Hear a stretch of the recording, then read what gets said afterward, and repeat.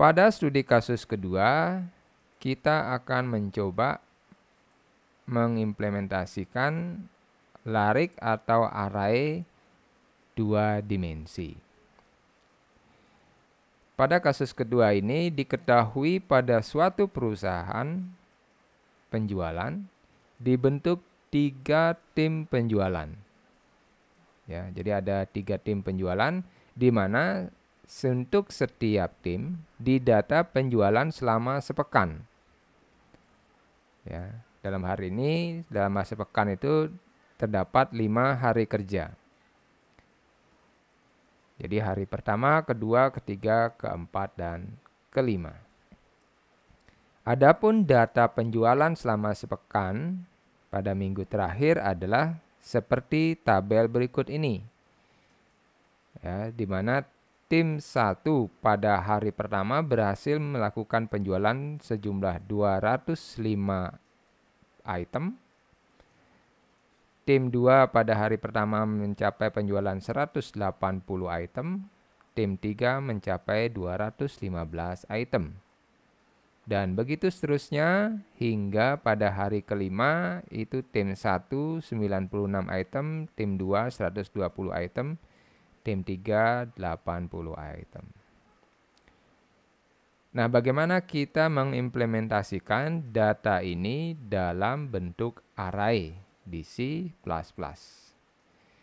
Nantinya setelah data tersimpan di array, bagaimana cara kita menentukan jumlah penjualan tiap hari untuk semua tim? Bagaimana kita menentukan jumlah penjualan tiap hari untuk semua tim? Jadi keseluruhan tim dijumlahkan dalam satu hari. Kita cari total penjualan dalam satu hari pada perusahaan tersebut. Lalu bagaimana dengan kinerja penjualan setiap tim selama sepekan? Jadi tim 1 saja sepekan berapa, tim 2 sepekan berapa, tim 3 sepekan berapa. Mari kita konstruksi solusi untuk permasalahan ini. Dari tabel data penjualan tersebut, kita perhatikan bahwa tabelnya ini ada 2 lajur, yaitu ke kanan dalam bentuk baris dia ada penjualan hari pertama, kedua, ketiga, keempat, dan kelima. Sementara ke bawah pada suatu hari itu ada penjualan tim 1, tim 2, dan tim 3. Maka untuk solusi problem ini kita membentuk array 2 dimensi.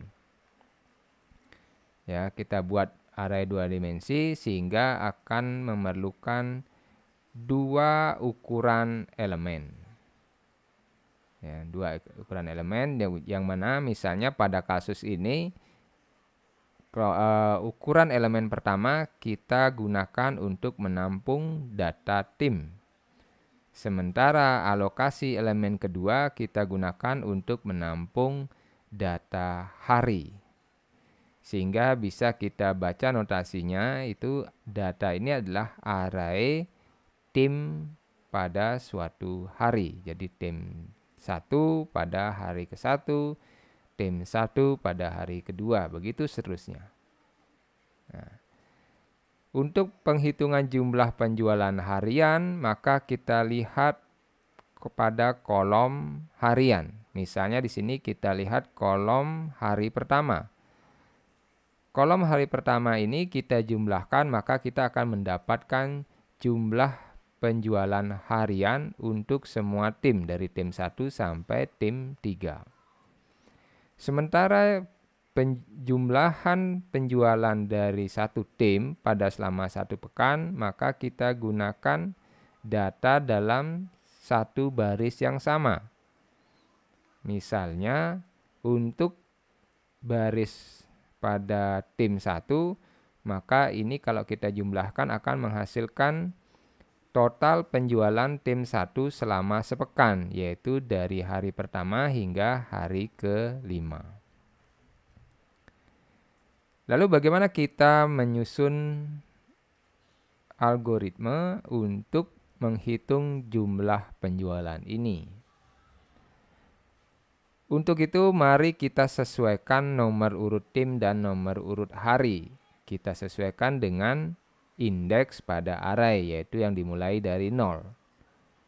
Jadi tim 1 kita rubah menjadi tim 0, tim 2 menjadi tim 1, dan tim 3 menjadi tim 2. Begitu juga hari kita mulai dari nomor urut ke 0, agar sesuai dengan nomor urut di array.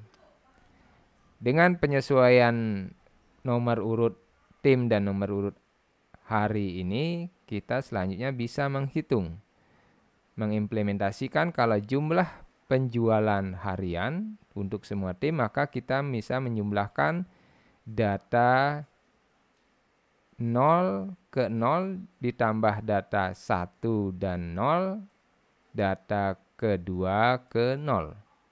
Kita lihat di sini bahwa kelompok elemen yang berubah adalah kelompok elemen yang pertama, yaitu kelompok elemen untuk tim. Bergerak dari nomor urut 0, 1, dan 2. Sementara kelompok elemen yang kedua yang menunjukkan elemen hari penjualan, dia tetap, yaitu elemen nomor indeks ke 0 atau nomor urut ke 0 yang menunjukkan bahwa ini adalah data penjualan harian pada hari yang ke-0 atau pertama. Nanti kalau untuk penjualan hari kedua, maka yang berubah yang elemen kedua ini akan berubah menjadi 1, sehingga penjumlahnya adalah data 01, data 11, dan data 21 dijumlahkan.